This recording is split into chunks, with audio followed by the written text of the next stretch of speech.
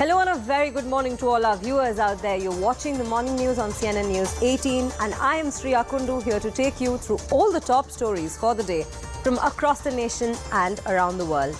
Well, at the very top of this segment, we have some breaking news that we are getting, and this is regarding the Sharad Pawar threat case, wherein the Mumbai crime branch has arrested a 34-year-old Sagar Barve, an employee in an IT firm from Pune. His name is Sagar Barve and he has been identified to be Sagar Barve, and he was produced in the court and remanded in custody until June 14th. So this is the news that we are getting right now. The Mumbai crime branch has been able to track this person down, and what we know so far about the particular case is that after clashes had broken out between the two groups over a controversial social media post glorifying the Mughal ruler Aurangzeb, NCP chief Sharad Pawar, Sanjay Raut and his brother Sunil Raut had received death threats. And the police suspects that he has made two fake accounts and then he has issued these threats. And well, he had taken to social media to post these threats. In a Facebook post under the name of Narmada Bai Patwardhan, the accused had said that Pawar too will be killed like Narendra Dabholkar.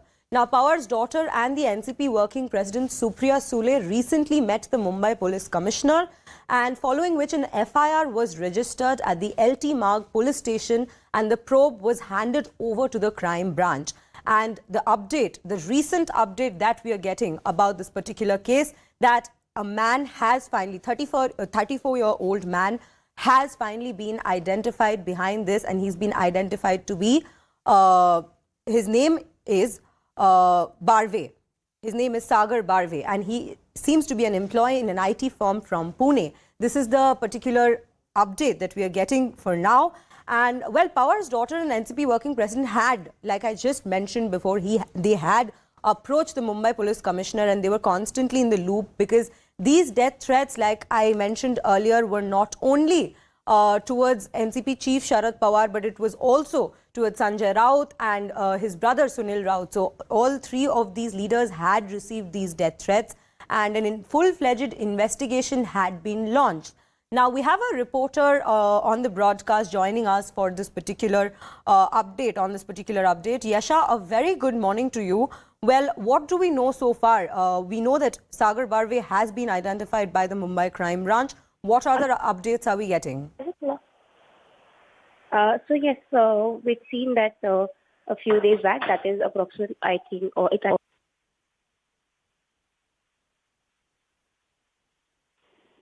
Yasha, I think there's some technical snag. Can you hear us? Yes. Yeah. Please continue. Yes. So on Friday, we've seen that Sharad Pawar's daughter Supriya Sule had met top cop Vivek Pansalkar.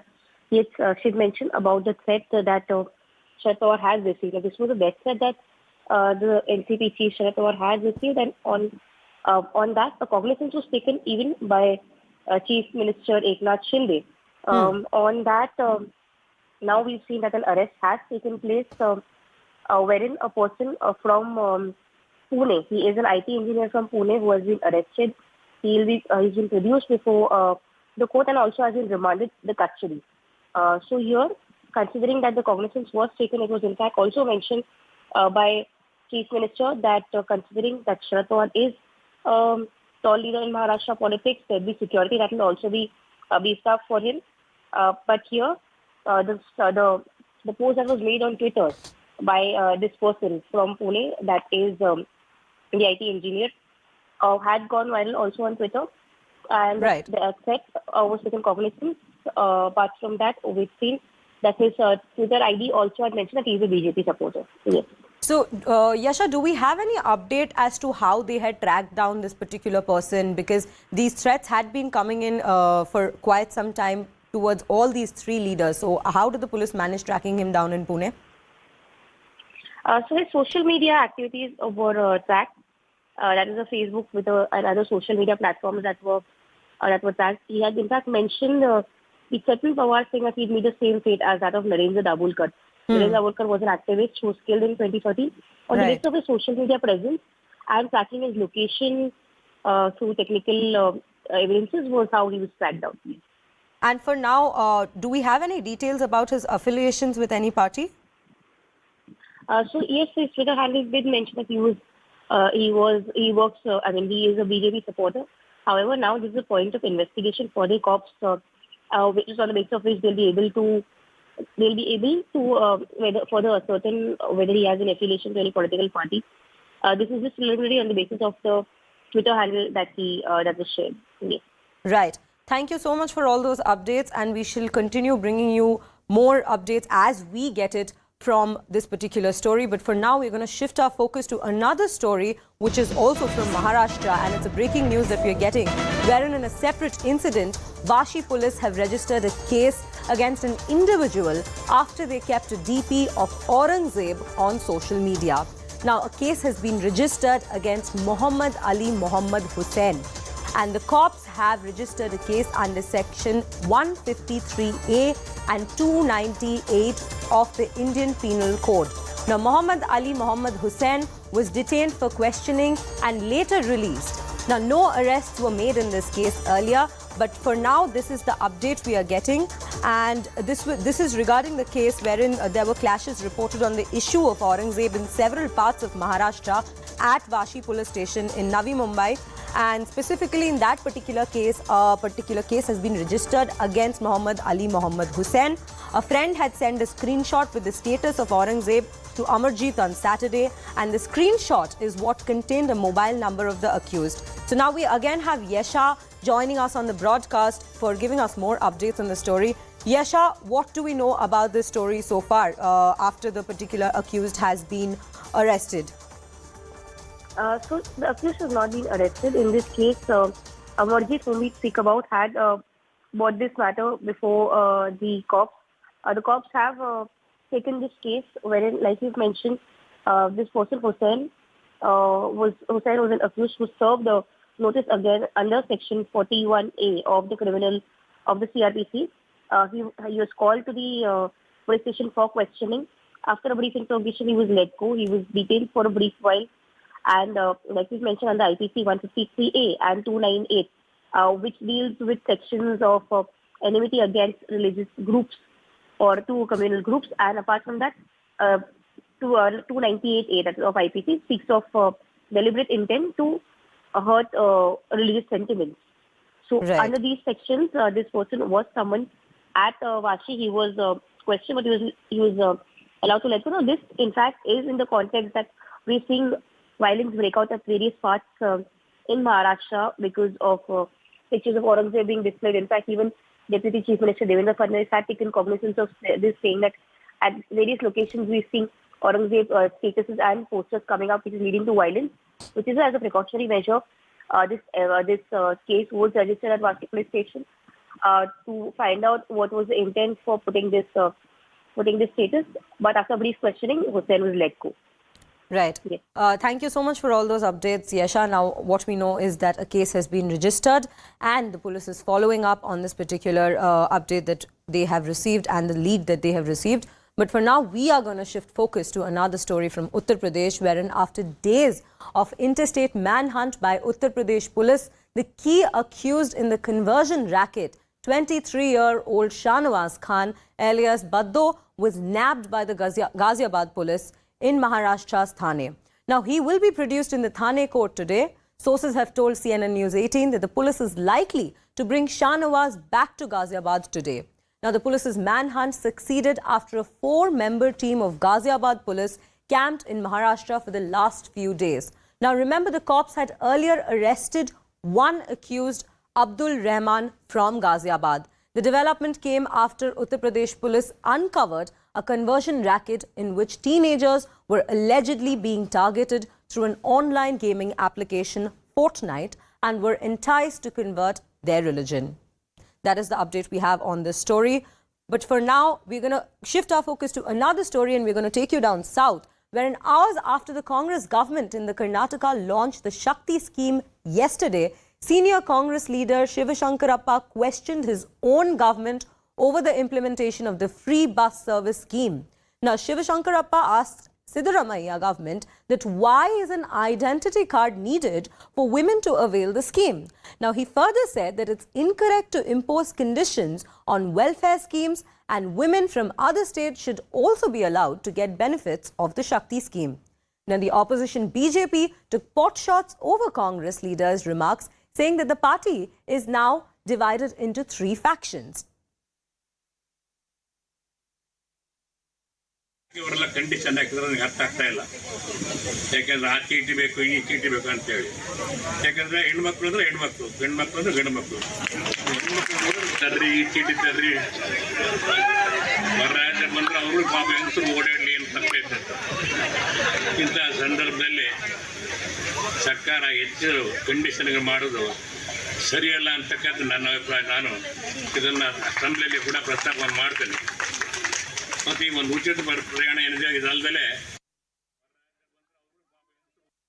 Karnataka Congress is broken party. We have been saying that Karnataka Congress is split into three parties. One headed by Mallikarjun Kharge, another headed by D.K. Shivakumar, another headed by Siddaramaiah. Even in the announcement of the scheme, D.K. Shivakumar, without listening to their manifesto chairman, G. Parmeshwar, went and announced lot of schemes and guarantees. Whether it was Mallikarjun Kharge or Siddaramaiah, I have clearly stated that this kind of guarantees are only temporary and they cannot be given for permanent. Joining me right now is Deputy Chief Minister D.K. Shivakumar.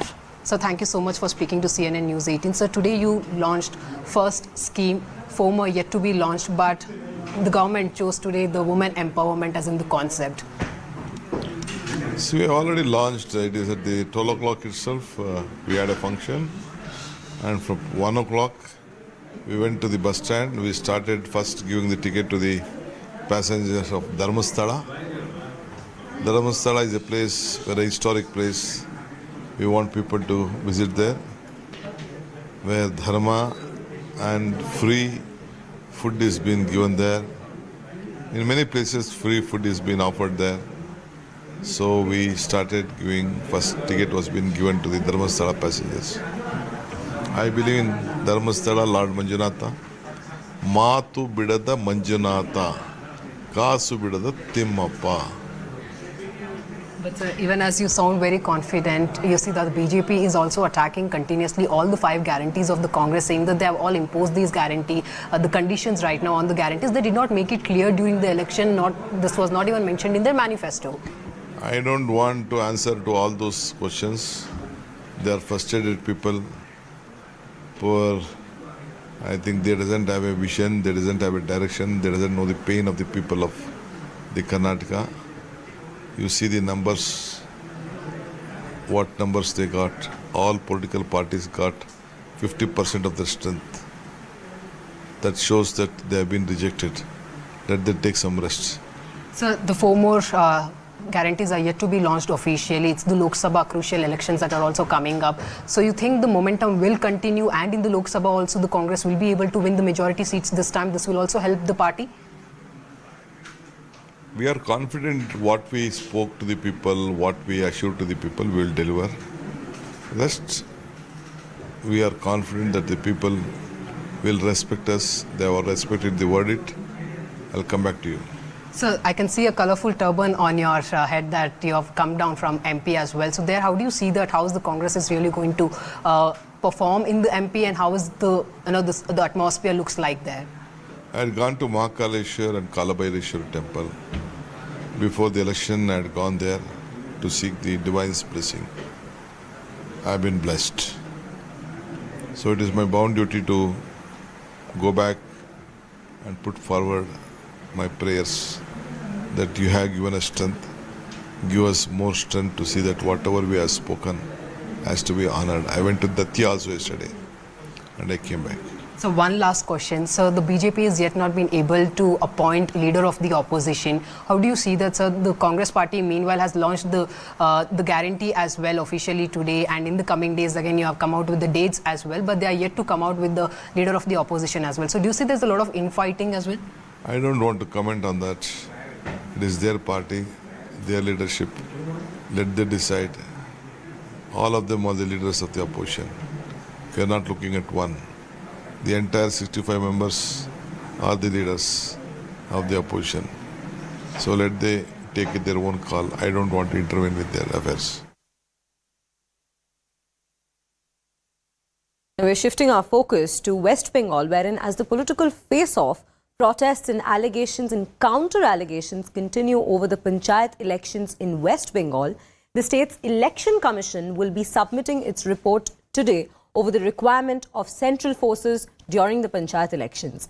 Now, the Calcutta High Court had issued a directive to see whether calendar of polls can be reorganized or not, since opposition has claimed that less time has been given for filing nomination. According to sources, the Election Commission has decided that videography will be done in poll processes and that it will recommend elections without central forces. Remember, last week, Congress also staged protests outside the Election Commission office over a party worker's murder in Murshidabad, followed by Bengal Governor C.V. Ananda Bose's assurance of a violence-free and fair elections in the state. देखिए central force का demand क्या है?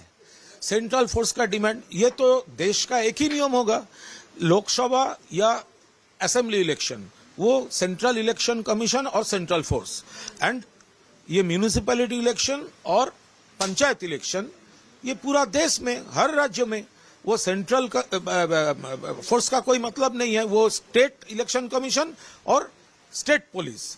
तो बंगाल के लिए तो अलग नहीं हो सकते। ये जो भाजपा का वो ऑर्गेनाइजेशन नहीं है, बूथ बूथ पे कमेटी नहीं है, हर सीट में कैंडिडेट नहीं है, वो डिविएट कर रहा है इश्यूज।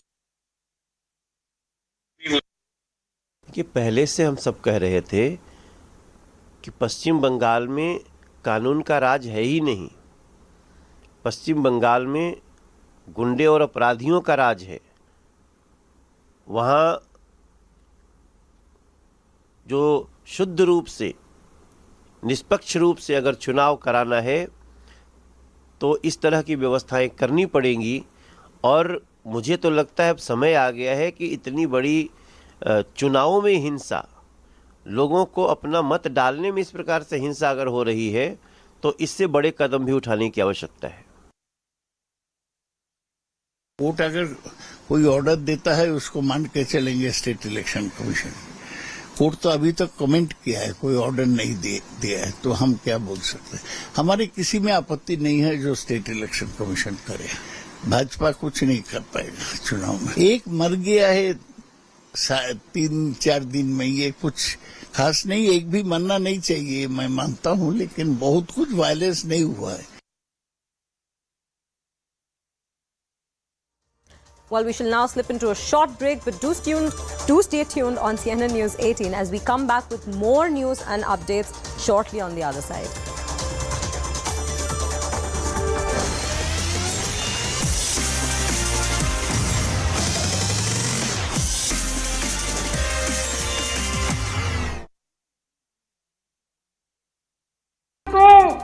इस देश से हटाने के लिए फिर से इकट्ठे हुए हैं दोस्तों। तानाशाही को खत्म करने के लिए फिर से इकट्ठे हुए हैं।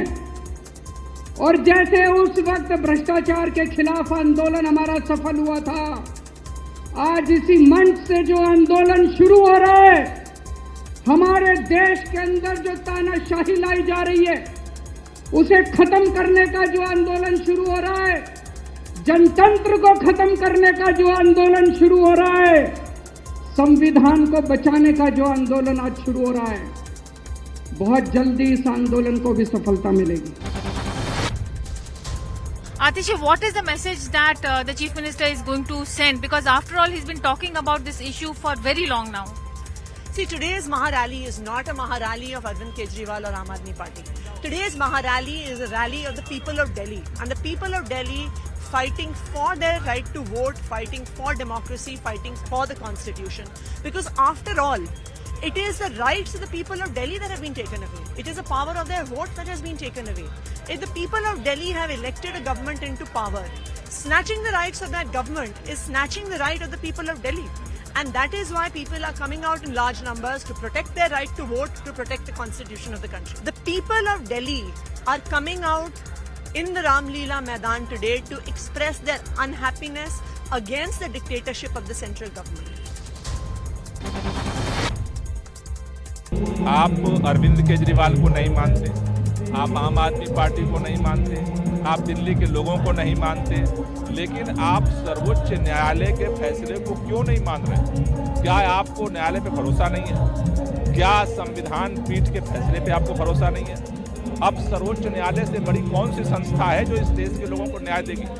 तो आज यही सवाल करने के लिए पूरी दिल्ली यहाँ इकट्ठा हो रही है कि भारतीय जनता पार्टी के नेता और देश के प्रधानमंत्री इस बात का जवाब दें कि आखिर ये अध्यादेश क्यों लाया गया। And Kapil Sibal shared the stage at the Aam Aadmi Party's Maha rally at Ramleela Maidan. While addressing the public, Sibal also attacked the central government over passing the ordinance and accused the centre of misusing central agencies like the CBI and the ED. इन्होंने क्या किया? इन्होंने case कर दिया।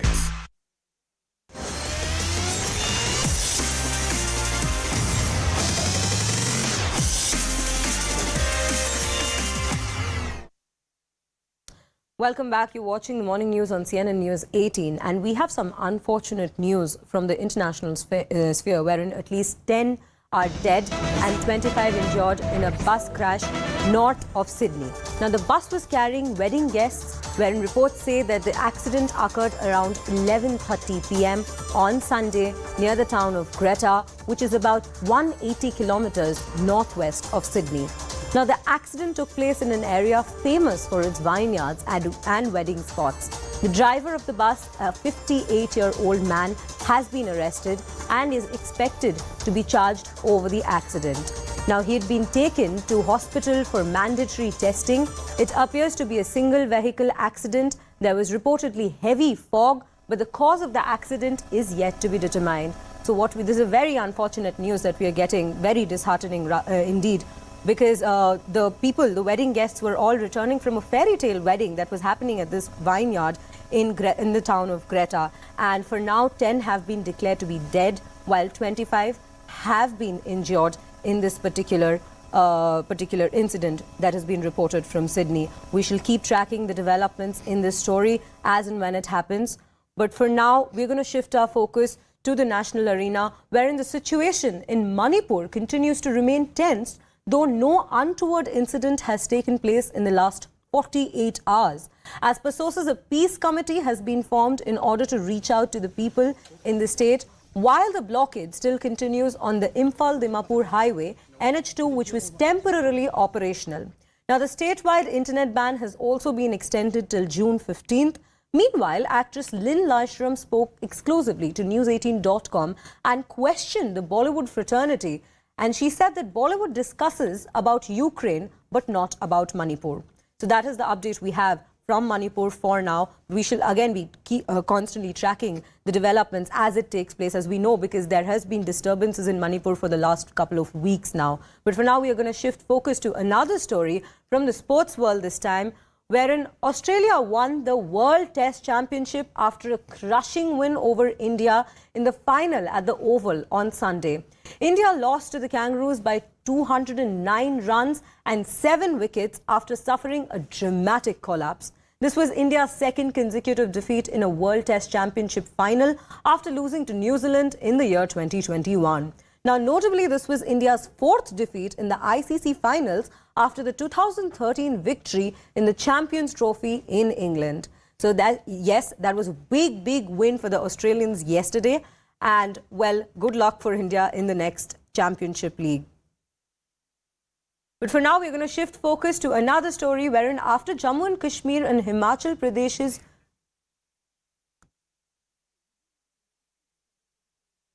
I think we left it for too late for the 5th day, but we've lost the game on the first day, really. That big partnership where Australia put on those 200 odd runs, that's what really turned the tables in this game. So otherwise, the game was even. If you take away that partnership, the game was totally even. It was, yeah. We have something bigger coming up in the future, so we got to keep our spirits up and make sure that we do well in the World Cup, and it's at home, so that's important. See, the conditions helps Australia a little bit better than India. So that's the most important thing. Because always there is a few... Australia has a good fast bowling attack. And India is missing Bumrah with that attack. So it's a very difficult task them to win in those conditions. So that's the most important thing I would say. Rather than India played well. But you can't say anything about toss or anything. When you played, I have played a lot of matches in England. When you overcast and the wicket is green, normally you don't bat first. So you will bowl first, try to get the advantage and try to take wickets. So Australia batted really well in after lunch. So that put them in the commanding position, and coming back was very hard in that wicket because wicket is uneven bounce. That was not much of spin. So far, it's got better for fast bowling, not for spin. Look, I think they probably maybe misread the pitch. I think they should have played two spinners because Ashwin would have been a bigger threat against the left-handers against Australia.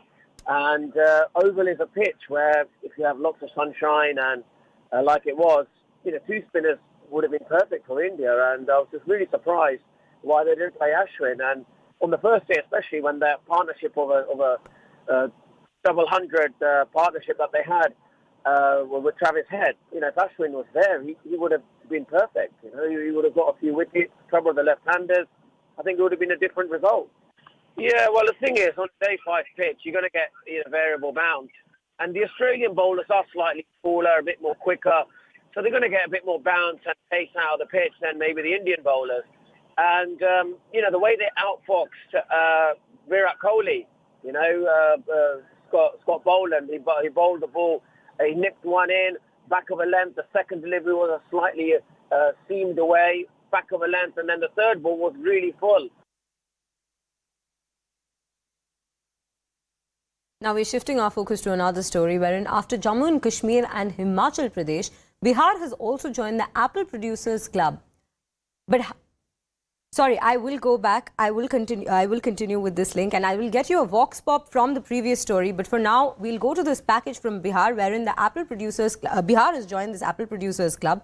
But how did this happen? Take a look at this ground report from Bihar's Vaishali.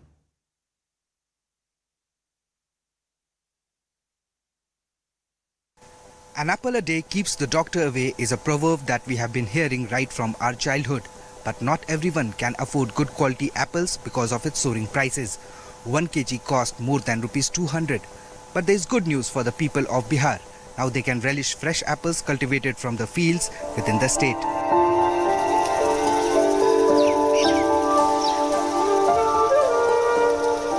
"14 months back, the Horticulture Department of Bihar distributed saplings of HRMN 99, a variety developed by Hariman Sharma from Himachal Pradesh. After formal training to farmers in 7 districts in Bihar, including Vaishali, the pilot project has become a huge success. Fruits are flourishing and morale is high among farmers who are hoping for a profitable business. हमें ये प्रेरणा जो है BHO farmer Satish राय थे, उन्हीं से मिला। और इसमें जो है ये पानी का जो सिस्टम देख रहे हैं, ड्रिप स्प्रिंकलर, ये जो है प्रधानमंत्री सूक्ष्म सिंचाई योजना से मिला। यहाँ देखने आते हैं, बहुत सारे लोग देखने आते हैं, बाहर से भी लोग देखने आ रहे हैं। तो खेती तो बढ़ेगा ही। और ये जो है सो अगस्त में पकने वाला है। अगर पूरा मीठा हो गया तो बुझिए सबसे अच्छा आपको जो हो गया। और बिहार के ही से लोग बिहार में खाएंगे, बाहर से आने की ज़रूरत नहीं होगी। Bihar's mangoes, shahi lychees and makhana are relished, even in international markets. When it comes to apples, Kashmir and Himachal Pradesh are leading producers. But Bihar has shown promising results in the cultivation HRMN 99 apples, which can be grown in subtropical and low altitude plains even at 40 degrees. Whole Bihar, the pilot project which was started, is success, and I think the final result will come next year. I think it is very encouraging for the farmers for fetching good price in the market. Although the pilot project was started by a BJP minister, the present RJD minister is equally positive. बड़ा interesting चीज़ है, इसको मैं स्वयं जाकर के देखूंगा और अगर ये योजना बकाए हाई टेम्परेचर में किसानों के लिए फ़ायदेमंद है, तो हम इसको फिर से लागू करें। This summer variety of apples will be harvested in the month of August, but it is very important for the state machinery and farmers to bring these apples into the markets. The prices must go down so that the common man take nutritional benefit out of it and the farmers gets profit out of the sale. With camera person Shaibu Alam, this is Saurav reporting for CNN News 18 from Hajipur. Well, that's all for this segment. Thank you for watching. But for all other news and updates throughout the day, do stay tuned to CNN News 18.